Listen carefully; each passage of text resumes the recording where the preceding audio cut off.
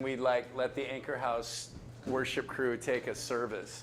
Last year, I don't think we ever did let the Anchor House take a worship service. You guys are ready to take the worship service right now, I think, yeah. But really, you guys got a lot of talent. Really good to hear you guys. How's everybody doing? Hey, so this is my first 9 o'clock teaching. What's the norm? Is everybody half asleep and nobody's really? No, you guys. I hope you're all caffeinated by now, yeah? All right, Isaac, open us up in a word of prayer and we'll get rolling here. All right. Dear Lord and Heavenly Father, thank you for today. Thank you for this class. I pray that we can be open to your word this morning. Thank you for gathering us all here in your name. I pray for Dain. I pray that you can teach us some good things and we'll be excited to learn. I pray that we can all wake up. None of us are half asleep during the class. Thank you for the worship team. Yes, Lord.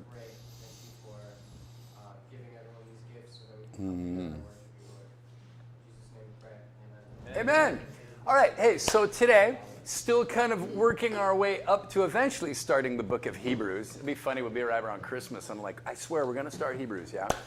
But, so what today is, it came from about 4 or 5 years ago. Raise your hand if you've been to my Tuesday night Bible study. All right, wow, a bunch of you have been to my Tuesday night Bible study, yeah? So, it's a pretty sharp group of people. They kind of know their stuff. And I was getting ready to teach the book of Habakkuk. Or Habakkuk? Habakkuk? I say Habakkuk, you're wrong. I don't really know. I don't care. But you know what? I can never say it right, so I just say it the way I say it. By the way, one time I did a deep dive into some of these pronunciations, and it turns out nobody's exactly sure. So you know what? Screw them. Habakkuk it is. All right.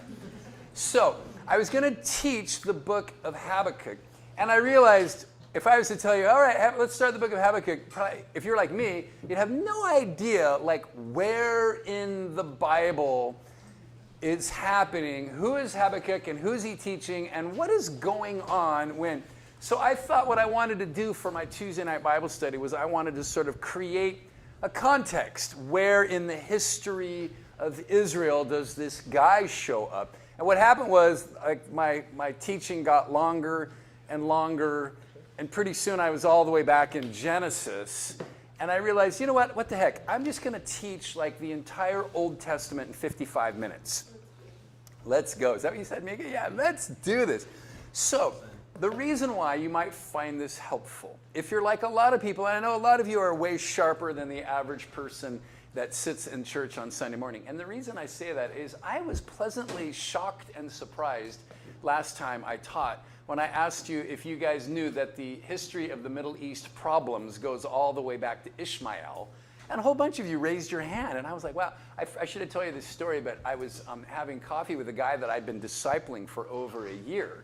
This is a couple years ago. And I was talking about the Middle East, and I said, well, it goes all the way back to Genesis. And he goes, what do you mean? And I go, well, you know that the history of the clash between Arab and Jew goes all the way back to Abraham. He goes, what?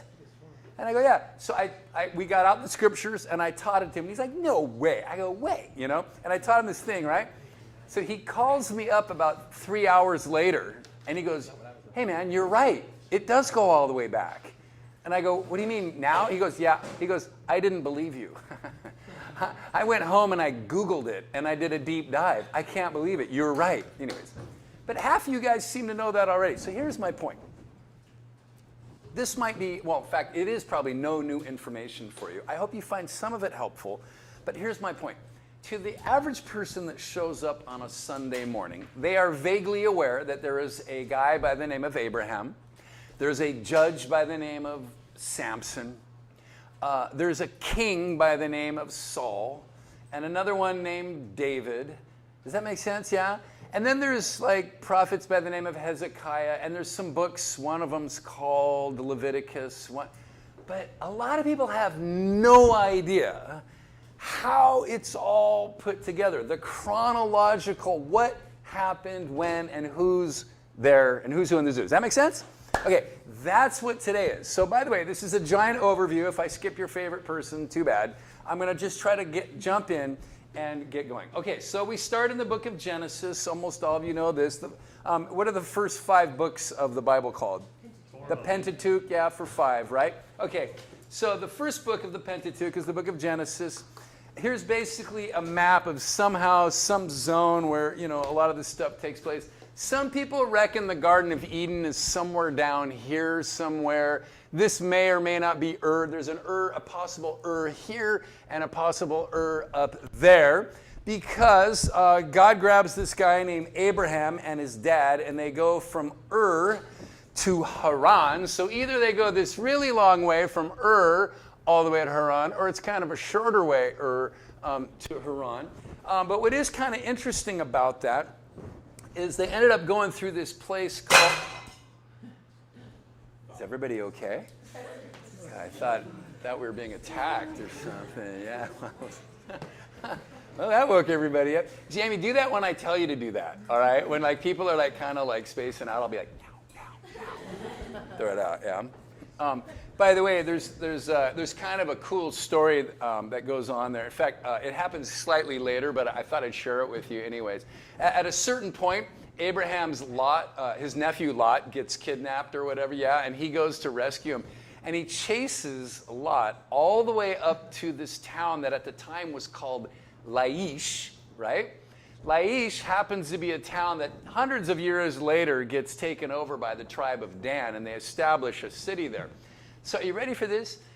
They know where Tel Dan is, where Dan was, the city of Dan, right? And I used to go visit there when I led trips to Israel. Well, they were doing an archaeological, dig there, yeah? And they came across the original gate to the city of Laish. And the reason why it was still there, it's a long story, but they had filled it with rubble before it got covered in dirt. So instead of collapsing under the weight of the dirt, it remained. And so they very carefully scraped it apart. And so we're standing there and somebody's like, well, yeah, this is the original gate into the city of Laish. And I go, wait a minute. Abraham went to Laish. And they're like, uh-huh. So isn't that kind of cool? Abraham. I mean, it's one thing to like go to Israel and like walk in the footsteps of Jesus. Yeah, we all think that's pretty radical. But how radical is this? Abraham might have walked right through that gate. I don't know about you, but I kind of go, whoa. Anybody like, whoa? Okay, just see if you're paying attention, okay? Okay, so here's what happened. God promises Abraham this promised land. Now notice in purple, this is the land that God promised Abraham. And then look in the green is where the 12 tribes eventually settle. But by the way, we're not that far along. I just want to point out to you, when the 12 tribes settle Israel, you kind of assume they take the whole promised land. Yeah, they don't. Now just so you know, to get way ahead of the game, David likely did actually conquer almost that entire area. That's as close as they ever got to actually taking the entire promised land. But just so you know, that's just more of a thing. Okay, so God promises all that land to Abraham, and then Abraham has a son named Isaac. We're going to actually skip Ishmael because I told you that story already earlier in the week. But of course, Abraham has a son, and God says, of course, I'm going to have grow nations through you. Your descendants will be as many as stars in the sky and the the sand, grains of sand on the beach or whatever, right? Which of course, then God says, but I want you to kill your son, your only son, the one whom your much beloved son, which sounds a lot like who? Jesus. Yes. When in doubt, just say Jesus. I always tell you that, yeah. Okay, so obviously he doesn't sacrifice Isaac. This is all kinds of New Testament things that we're going to get to in Hebrews, because God, of course, will provide, and a lamb shows up or a ram shows up. It's all a picture of Jesus anyways. This goes on. But Isaac goes on. He lives. Abraham dies, and he survives, and he has two sons, Jacob and Esau. Which one's Esau? Right. Yes, the one on the right, who becomes the father of what nation? Edom, right? Now this is interesting, Edom, because Edom is going to become a thorn in the side. But Edom also translates red. Get it? He's red, he's hairy. Esau means hairy, Edom means red. Esau was a hairy red guy, right? Or whatever. And remember, what's going on right here, he despises the inheritance. I'm famished, I'm starving, which is, by the way, a cool little Bible thing that shows up much later on in the Bible. Anyways, and he sells his birthright, because he was the firstborn twin, to Jacob, who is a conniving weasel. Okay, yeah? And then Jacob goes on to have 12 sons who become the 12 tribes of Israel, including one by the name of Joseph. Did you like that I put that up? By the way, Joseph in the Technicolor Dreamcoat. Bonus points if you can tell me who's starring as Joseph. Donny Osmond, ladies and gentlemen, Mika. Which is hilarious because you don't know who Donny Osmond is, but he was a huge star when I was a kid in the 70s. I used to watch his variety show with Donny and Marie Osmond, but the funny thing is they're Mormons. Is that a Mormon play? No. I don't even know. No? But it was just starring the most famous Mormon in America by the name. Okay, so Joseph, of course, is sold into slavery into where? Egypt, just seeing if you're paying attention. Where he becomes the main guy to a guy named Pharaoh, and then all the other brothers, the other 11 brothers. So it ends up the entire, what's not even really a nation yet, but what will become the nation of Israel. All 12 tribes are living in Egypt, but then the original Pharaoh dies, and the subsequent pharaohs are like, who are these Jews anyways? Let's put them to work. And 400 years later, they're all living in slavery, which brings us to the next book of the Bible, the book of Exodus. So named because they are going to exit Egypt. Okay? So we all know the story. Moses, he's a baby raised in Pharaoh's house. By the way, I'm going to bring this up next week when I teach, but Moses, the name, did I bring it up? No, I don't bring it up here. But his name, Moses, actually means something along the lines of being saved through water, which is an interesting thing because he's, put in a basket, which is a picture of Noah, right? Yeah, which is also a picture of the Red Sea parting and being saved through water. Good catch on that one, yeah? So there's all these themes going on here. He, of course, is raised in Pharaoh's house, which sounds a lot like Joseph, doesn't it? He becomes really high up there in the kingdom of Egypt, growing up in Pharaoh's house. Most of you know the story, though. He ends up seeing one of a fellow Jew being abused by a slaver. He kills that Egyptian, and he flees for his life. And he goes out to Midian, where he runs into a burning bush. Okay? I told you it's going to be really elementary, but I'm just trying to put everything in place. Okay? And he gets a call from God. I always write, tell him Yahweh sent you, right? Okay? And so he goes back to Egypt. There's how many plagues? Good trivia question. 10. Oh, you guys knew that. I didn't even know that until about a year ago. I always thought it was 12 because 12 is such a biblical number. I just assumed, but it's 10. You're right. 10 plagues, of course, and they escape through the Red Sea. So Moses saved through the water, Noah saved through the water, and when we get saved, what do we go through? Baptism. Oh, I love you're making all. Isn't that great? It's all freaking connected. Okay, so here is freaking a swear word. Can I say that? Good, because I say it a lot. Or frickin'. I say frickin' freak. Yeah. Okay, we're all good. Hey, by the way, quick question for you. The word bitchin'. Raise your hand if it's a swear word. I don't know. Okay, just so you know, this is a yearly argument we have every year, and to me, it's not a swear word. It's on par with groovy. So just so you know, in this house, I love saying that, we use the word bitchin'. If I have offended you, I apologize in advance, but I'm going to say it 100 more times. Okay.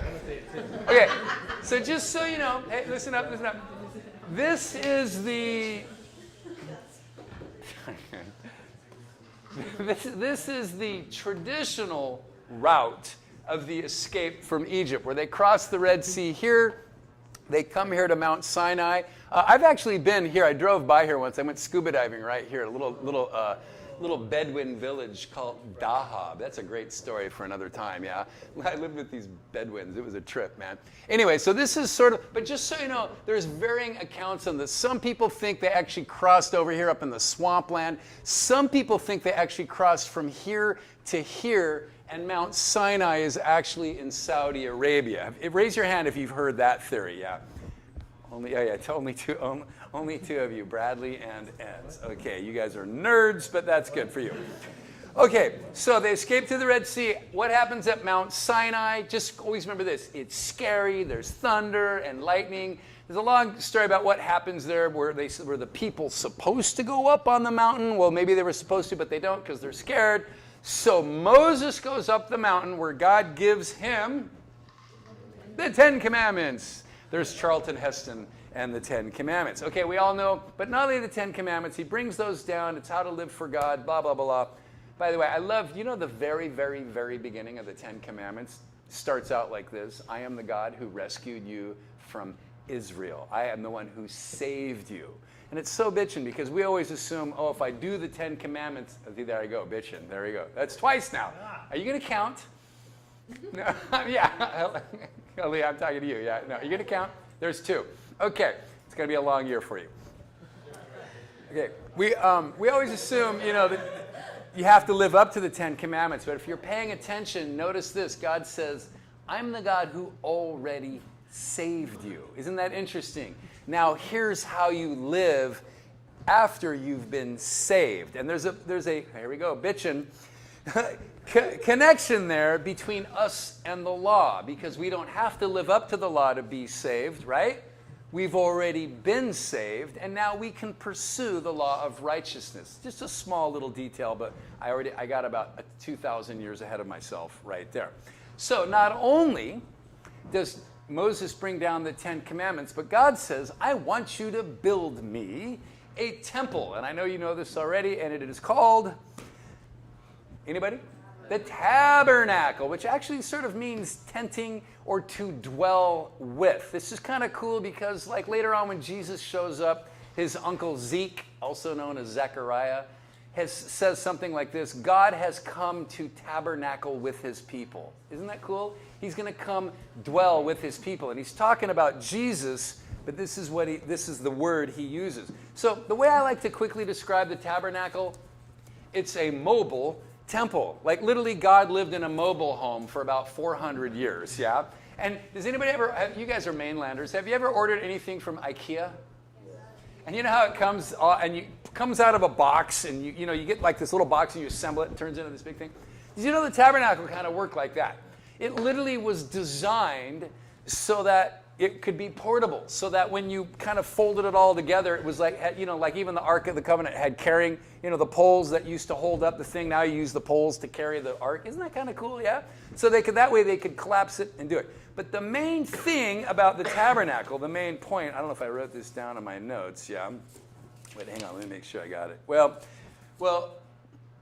I'm going to explain this a lot more next time we get together. So just remember this, it was a mobile temple. And now we have Moses, we need priests to work in the temple, and now it brings you the book of Leviticus. Levites are the priests of the tabernacle. Leviticus literally means regarding the Levites. It is a priestly handbook on how to keep the law. And it basically sets up, and here's a big teaser for, I think I teach again next Wednesday. Big teaser for next Wednesday that I'm going to unpack, which is how can a holy, holy, holy God dwell with an unholy people?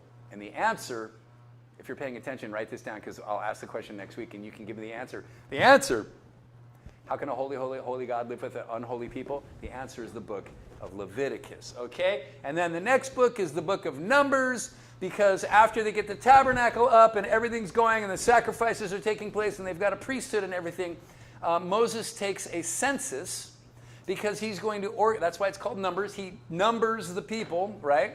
Because he's going to organize them for a battle for the promised land that never happens. Why? Because they send spies out to the land. And I found this funny picture yesterday. I thought this was funny.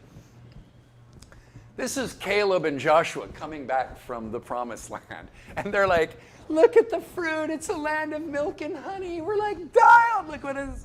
And then I found this one. I think this is like a Jehovah Witness picture, so forgive me if it's blasphemy. Or maybe it might be Mormon. It might be a Mormon picture. But these are the other spies. I like what that guy's doing. Look what he's doing. He's like, they're this big.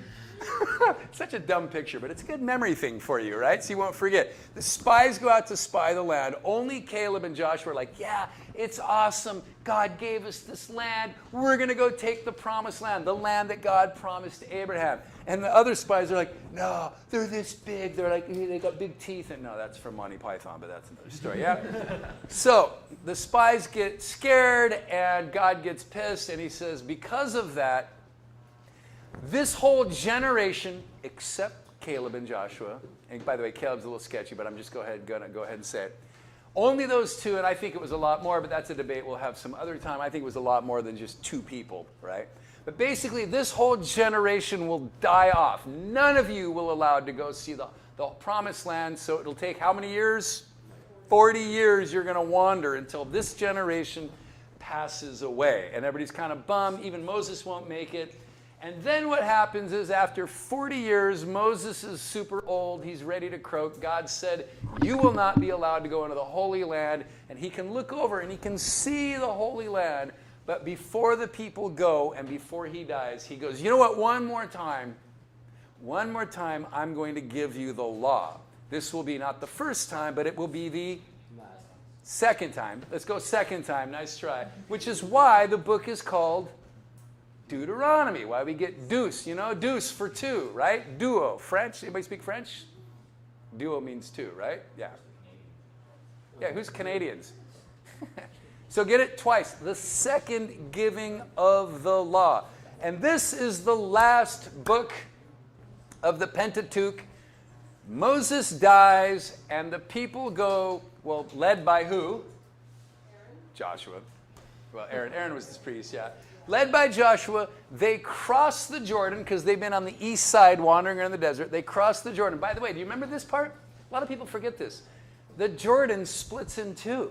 Isn't that amazing? They cross through the Red Sea into that western desert, and then they cross into the Holy Land with dry feet. The Jordan actually splits in two. In fact, it's kind of a funny little story that's one of those little tidbits of truths. Did you know that the people upstream got all bugged? Why? They got flooded out. Yeah, get it? The stream stopped, but that water's got to go somewhere, right? It actually flooded out the whatever village lived north of the Jordan River. Isn't that a funny little tidbit? I always find that funny. Anyways, they enter in, and everybody knows the story of the book of Joshua. They first conquer Jericho, and it goes pretty well, but not totally well. They don't really conquer. Remember I showed you that? They don't really conquer all the promised land. And unfortunately, one of the first things they start doing is intermarrying and worshiping false gods. It's kind of a mixed blessing. In any case, if you're interested, they divide up the promised land amongst the 11 tribes. Why did I say 11? Who doesn't get any land? Ooh, there's a good trivia question.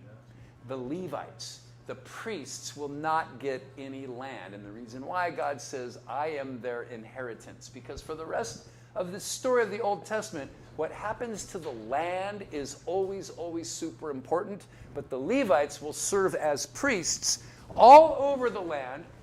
Now, just so you know, for clarification, they will be given some little plots of land they can grow farm and stuff, but they don't basically get an inheritance of land like all these tribes. So this is where they settle, roughly where they settle. By the way, I don't know if you noticed something. This is kind of interesting. Remember I told you about Dan ended up at where Laish is, where Abraham went through the wall? Remember that, or went through the gate? Yeah? Just so you know, Dan, they're kind of a sad sack tribe. This is the area Dan was given. Oh, it even says right here on the picture, look, original land given to Dan down here. This is, by the way, if you're wondering, this is where Tel Aviv is and Jaffa. I got to surf here one time, so I surfed here for the tribe of Dan. Anyways, yeah. So Dan was supposed to be down here, but Dan failed.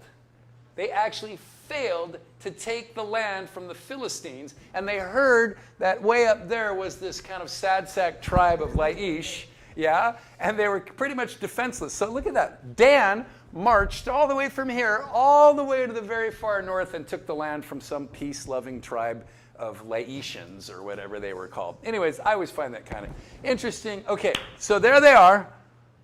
They're now in the promised land. Now this is interesting.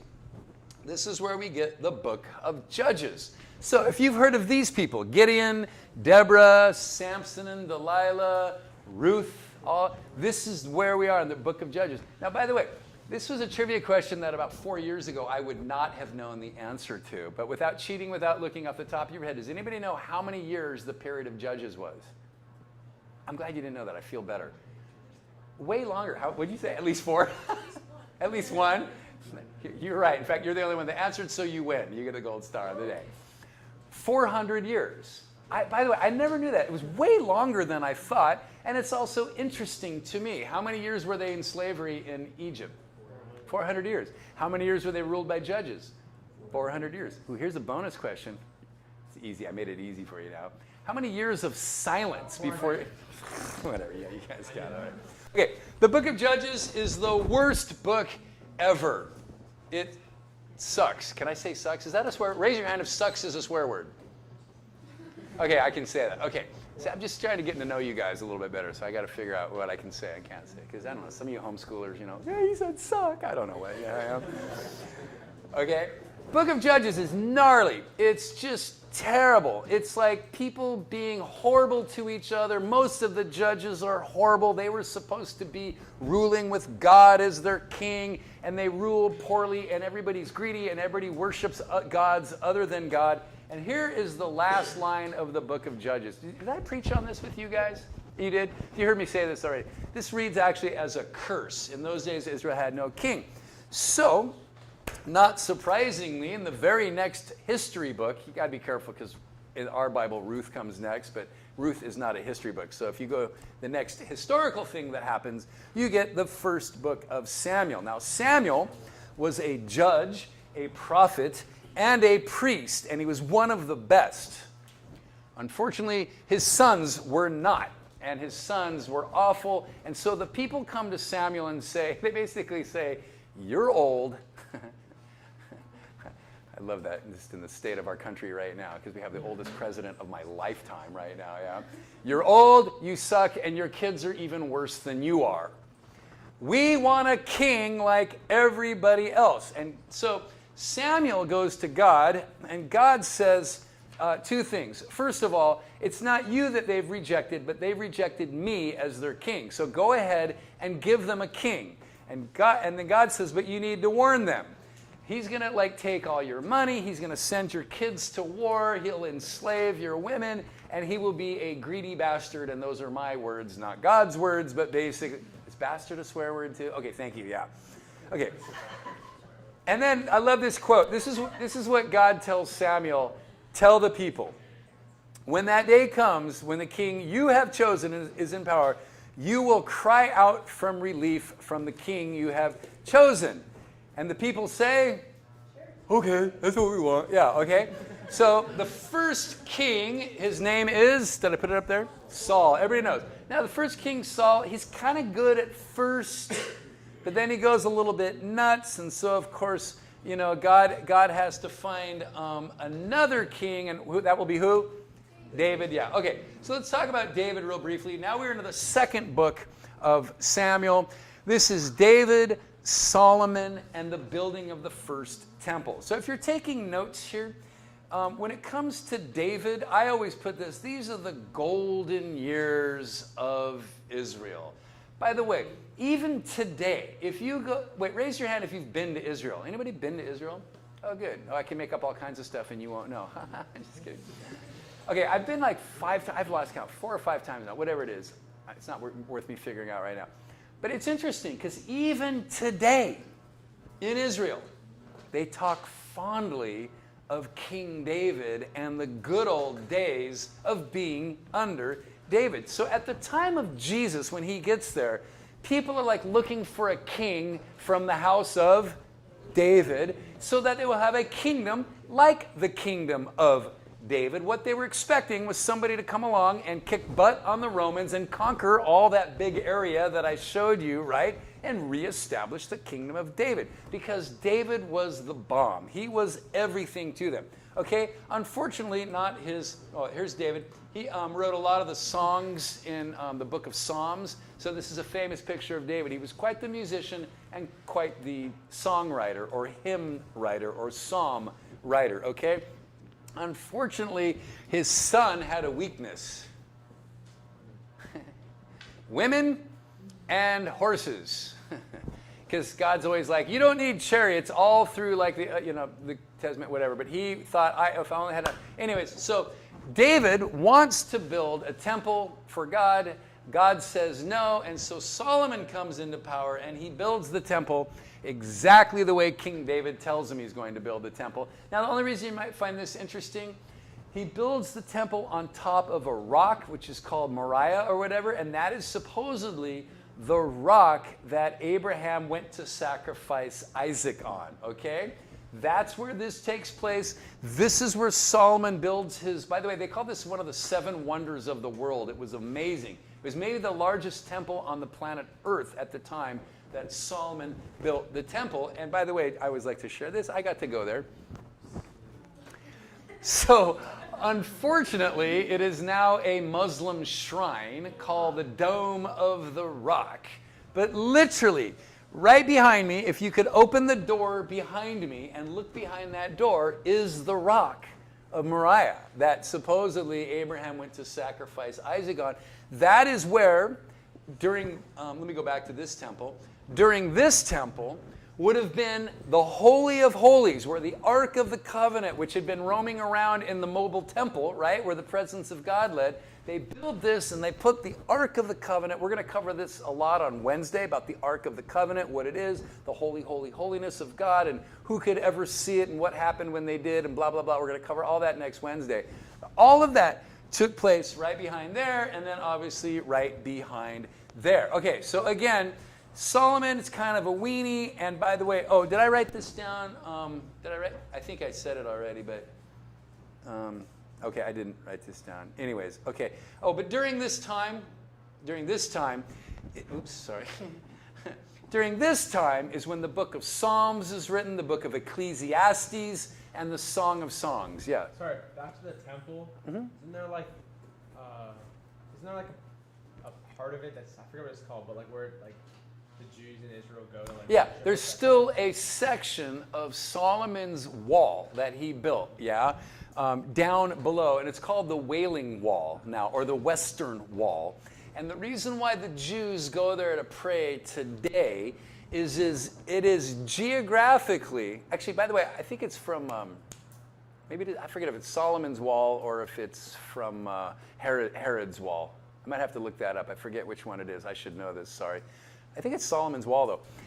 It is geographically the closest you can get to the Holy of Holies, because see, they're not allowed up onto the Temple Mount, because who controls the Temple Mount now?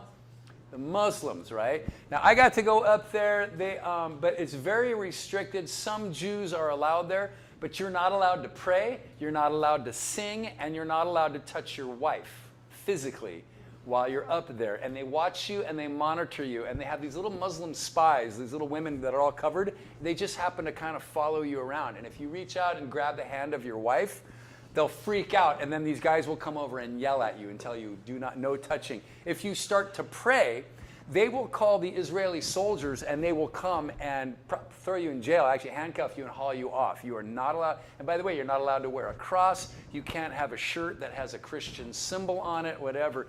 There's a lot of reasons for that. So because of that, religious Jews cannot pray at the Holy of Holies. So what they do is they go as close as they can and still be outside of the temple, and that is called the Wailing Wall, which maybe I'll tell you a little bit more about later, but I got to keep going here. Okay, so from this time, Solomon dies and everything goes to crap. Can I say crap? All right. All right. Okay, there's a power struggle after Solomon's death, surprise, surprise, and there becomes a very large split. And this is where it gets really confusing for a lot of people. So a guy by the name of Jeroboam, oh God, it came out all blurry, didn't it? Sorry about that. I should probably try to fix that. Sorry about that. A guy by the name of Jeroboam splits from the tribe. Now, they usually say the tribe of Judah is down here, but a big part of Benjamin, and actually, I think, did I write it down? Is it Shechem that goes? Judah, oh yeah, Judah and Benjamin, and I left out one. There's like, it's part of, not Manasseh, it's one of, no, it's Reuben. I think it's Reuben gets like caught up in there. Wait, what starts with an S? S-H. Yeah, I forget. Anyways, I thought I wrote it down. How did I miss that? Anyways, they become the southern tribes. So, okay, basically, civil war. What's the name of the northern kingdom? What's the name of the southern kingdom? And this is where, when you're reading through 1st and 2nd Kings, it gets really confusing. Because every time they talk about Israel, you're thinking all of Israel, but they're not. They're talking about the northern kingdom, okay? So in the northern kingdom, what Jeroboam does is he creates his own religion. Now, he does it for political reasons. The reason why is if everybody has to go down to Jerusalem to worship, then that's where the power is going to be. So what Jeroboam does is he builds 2 temples, one at Shechem and one at Samaria, and he creates his own religion. And what he does is he combines it with worship of Baal, and he builds, are you ready for this, 2 sacred golden calves. Does that sound familiar? Hey, remember what Aaron built the golden calf at the time of Mount Sinai and Moses and all that? And what they create is a hybrid religion. It's kind of worship of Baal, it's kind of worship of Jehovah or whatever. And what do the prophets say about this? Blasphemy, right? But that's another, so we're not actually all the way. Well, actually it will. Okay, so they are warned, the northern kingdom is warned by the prophets Amos and Micah and Nahum, yeah? And, okay, so meanwhile, we've got this is what happens next. While all this is going on, the rise of Assyria happens. Now, again, I think I showed you this picture the other day. They start to hassle everybody. Oh, by the way, you know what Assyria is famous for if you're wondering where the prophet Jonah was?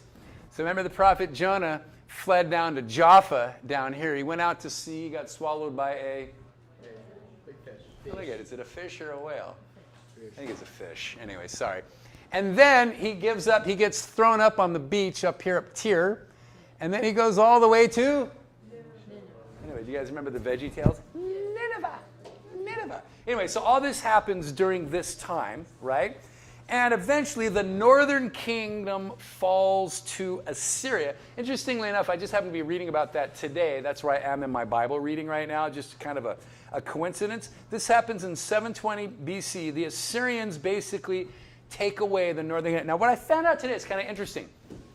They took most of the Jews from the northern kingdom, and they took them up high, up into Nineveh, and where it says Assyria, up there. But what they did then, I didn't know this until today, they took a bunch of people from down here, a bunch of people from Babylon, and there's a bunch of little towns all along this ring right here.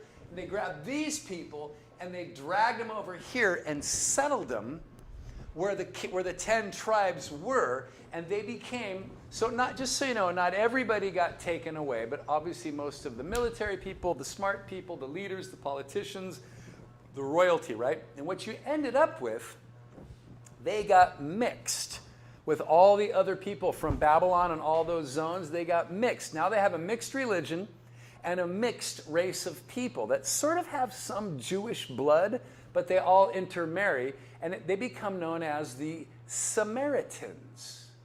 Now, remember when Jesus meets a woman at the well? That's her roots. That's her genealogy. That's where they got there.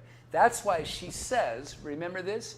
You guys worship at your mountain, but we worship at our mountain, right? Because you won't let us. And remember, the Jews hate the Samaritans, and one of the things they call them is half-breeds, because they sort of were. They were sort of partial Jews. Does that make sense? Okay.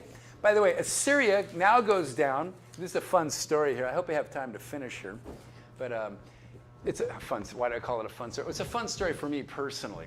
So Assyria, after they take away the 10 northern tribes, they come down to attack Jerusalem. And I just happen to be reading that story again today. And it's a neat story because this is now the tribe of Judah, the southern tribe, right?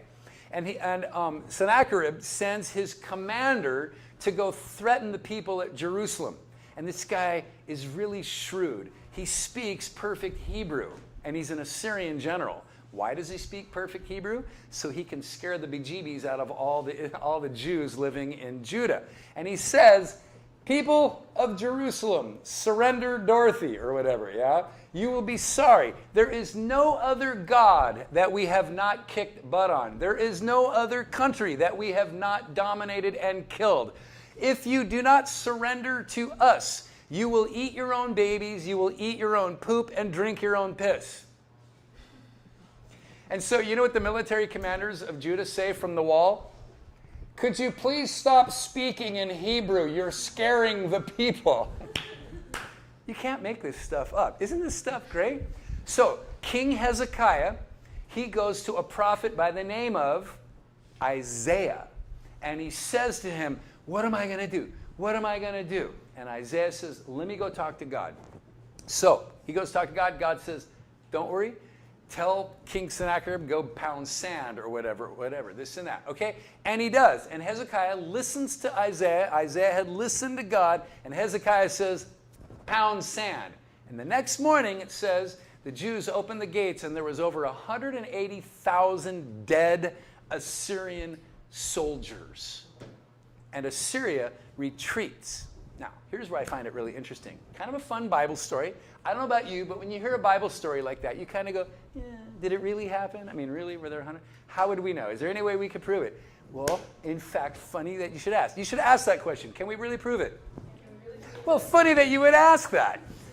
Because in 1996, I was on my way from Cape and Ray down to South Africa, and I thought I'd swing through London and visit the Royal British Museum, where I happened to come across, wait, where am I here? Oh, I got lost here. Oh, this thing, which is called the Taylor Prism, because it was, discovered and stolen, the way the Brits do everything, yeah, by a British archaeologist by the name of Taylor, and it is the writings of King Sennacherib. Now, next to this prism, I was just walking through, and I'm like, oh yeah, King Sennacherib, wow, far out, he's in the Bible, this and that. Next to it, they had a whole translation of everything that King Sennacherib wrote about. So this is basically the gist of it. He's like, we went to that country, and we kicked their butt, and we stole everything that they had. And then we went to that country, we kicked their butt, and we stole everything they had. And then he says, we went to Jerusalem, and then we left there. I went like this. No way! No way! So, I don't know. Were there 180,000 dead Assyrians? You tell me. By the way, if a king of Assyria back then had got his butt kicked, would he ever write it in permanent stone? No. Yes. Didn't the angel of death go down and kill all of the Yep. soldiers? Yep. Bingo. Don't ever mess with angels. You ever see that bumper sticker? I try not to drive faster than my angel can fly. I'm like, I try to drive faster than the angel of death. Yeah. So, yeah. What's the first thing an angel says? Don't be afraid. Why is that? Because they're freaking terrifying, right? Everybody dives to their face. Oh, go away! Yeah. Right? Okay. Yeah. Okay, at this point, and we're almost done here. I think we might even finish. This is the rise of the Babylonian Empire. Look how big that is compared to Assyria. They kick Assyria's butt, yeah? Astonishing. They did this, by the way, in only 30 years. And unfortunately, Hezekiah, who had been so good and so faithful, he welcomed some people from Babylon. He's like, dude, let me show you all my treasure. Duh. Isaiah goes to him and goes, you idiot. Why would you show them the treasure house? Because what happens? Babylon conquers them and takes the Jews captive. By the way, have you ever heard of that song, By the Rivers of the Babylon? We sat down and wept. Anybody? It's an old reggae song. You guys don't know that song, By the Rivers of Babylon. Oh, yeah. Yeah. Sublime? Sublime. Oh, did they do it too? Yeah, they probably do it too. Jimmy Cliff did it, made it real famous, whatever. We sat down and there we wept. And the chorus is, how can we worship in a strange land? And so this is an interesting time. Now, technically, the Jews get taken from Jerusalem to Babylon, and they take the best of the best. They left some peasants behind to sort of run the area. But they're there for roughly 70 years. And a couple of interesting things happen while they're there. This is where the rise of synagogue worship happens, because they have no temple. They cannot do sacrifices, right? So they start meeting at these little buildings called synagogues. This is when they really start to study the scriptures, and they begin to take the scriptures more seriously. A lot of scholars reckon it is at this time that they actually collect all the writings, the Pentateuch, Kings, and Chronicles, and they sort of edit them and put them and create sort of a canon of what we now call the Old Testament. Probably was likely founded during that 70 years while a lot of smart people had nothing to do because they had no temple to worship in. Does that make sense? Yeah? Okay. And then at that time, I don't have a map of this, but a new kingdom comes along called Persia, yeah? And that's where we pick up the book of Ezra. And I don't have time to go into this because we're running out of time, but it's pretty cool. Somebody points out to the king of Persia that Isaiah, how many years earlier? 70, I'm all lost in my notes. Yeah, Egypt, Judah starts paying, conquers Jerusalem, pillars Jews. Oh, Jews of Babylon, that's why I got that. Okay, so somebody points out that in the book of Isaiah, it was prophecy that a guy named Cyrus would let the Jews go. And sure enough, this guy's name happened to be Cyrus. And so, incredibly, the emperor of, Persia says, yeah, why don't you go back and rebuild your walls? Yeah, King Cyrus of Persia, impressed about the Isaiah prophecy about him. And so, that was them getting conquered. There they are by the rivers of Babylon. Oh, there we go, there's Persia. And in the book of Nehemiah, they go back, they rebuild Jerusalem. Takes about 60-odd years, yeah? And the walls are finished. They have the first Passover, the first sacrifices. They start doing their sacrifices at the temple. Only it's kind of sad. When they dedicate the temple, the glory of God does not come back. It's kind of a sad moment, yeah? They rebuild the temple. They rebuild the walls of Jerusalem. They hold the big dedication ceremony. But unlike when they dedicated Solomon's temple, no presence of God shows up, and the people get kind of bummed. And so anyways, then we have a whole series of prophets. We're just about done here, including the very last prophet in the Old Testament. He says this, "See, I will send my messenger who will prepare the way before me. Then suddenly the Lord you are seeking will come to his temple. The messenger of the covenant whom you desire will come, says the Lord Almighty." And so they're waiting for a king. And how many years do they wait? 400. The 400 years of silence. What I put that there? The 400 years of silence. And after 400 years, I got 5 minutes, right? I have 5 minutes? Okay, then I can read this out. After 400 years, there's a guy by the name of Zechariah. I call him Uncle Zeke. Whose uncle was he? Sunday school answer? Jesus. Yeah, he was the father of John the Baptist. Now, Uncle Zeke, here's a picture of Uncle Zeke. Uncle Zeke was a priest at the temple. He was not the high priest. He was sort of a regular priest. And they used to divide who got to go, the privilege, every once a week or once a month, I forget how often it was, they got to go burn incense inside the holy room. Not the Holy of Holies, just the holy room, yeah? And the lot fell to Uncle Zeke. So Uncle Zeke, see the incense he's got there, yeah?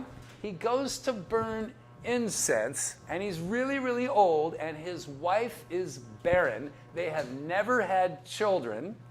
That's kind of a theme, isn't it? A barren wife. Let's keep going. And this is what happens in Luke chapter 1.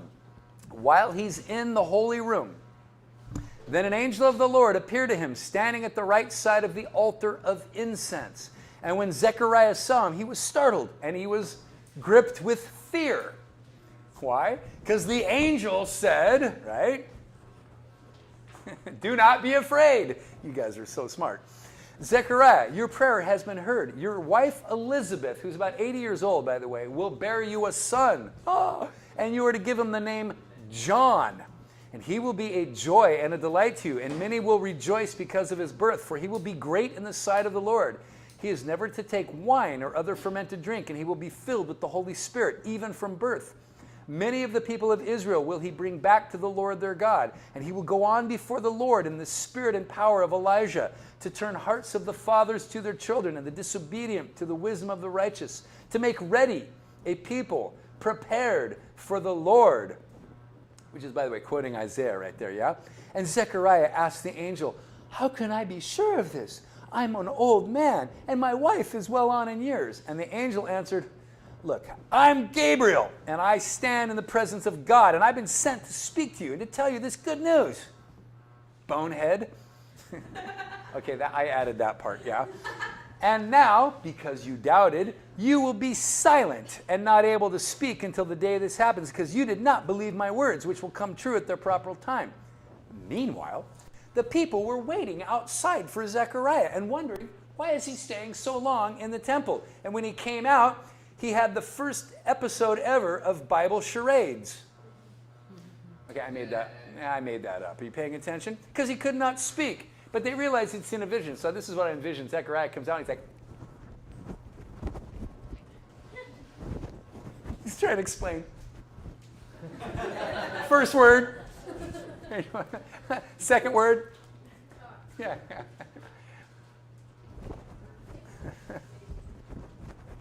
Yeah, my wife's going to have a baby. See, there you go. Yeah. I don't know. I had to figure it out. Maybe he wrote it down. I don't know. I think in The Chosen he writes it down, but whatever. Yeah. He writes it down. Okay. I think it is in The Chosen. He did. Okay. So shortly thereafter, he has a niece. And her name is Mary. You guys know the rest of the story? Yeah, I think you know the rest of the story. But that's how we got there.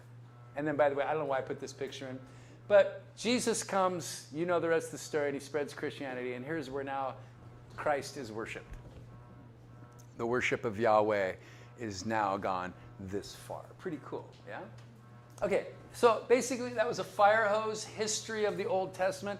I left out so much stuff. Poor John Enns was back there going, how could you leave out how could you? And the reason why was very specific. A, I didn't have enough time, but B, that's what you're going to be learning for like the next 8 months or so. We're going to fill in the gaps and show you stuff that's going to blow your mind about how God orchestrated that whole little narrative thing that I showed you. Because built in that story are all these narrative threads that get their start in Genesis, and they go all the way through the life of Christ and the creation of the church. But it all happens through there. So I wanted to just give you one big picture about how that got going. Okay, any questions? No? All right, let's pray. Father God, thank you, God. I love you, God, so much because you love narrative, and we love narrative.